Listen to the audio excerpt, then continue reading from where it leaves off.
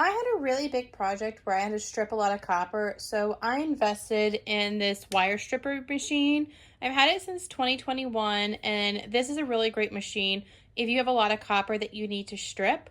One thing that I like is that there is this knob, so you can adjust it up and down in case you have wire that is of different sizes. And then right here you can see that if you have different sizes in your copper, you can fit through there. So that easily will unscrew with an Allen wrench right there.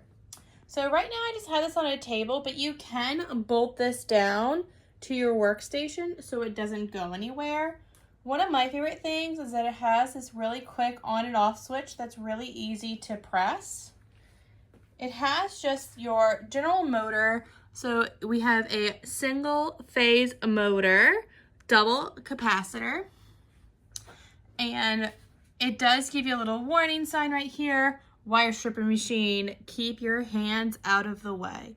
So this is the blades. It comes with everything that you need, and it's mostly just plug and play. If you have a lot of wire to strip, you can do that here. So I had to search all over my garage for some wire to strip, so I'm gonna try to strip some wire for y'all. I've turned on the machine.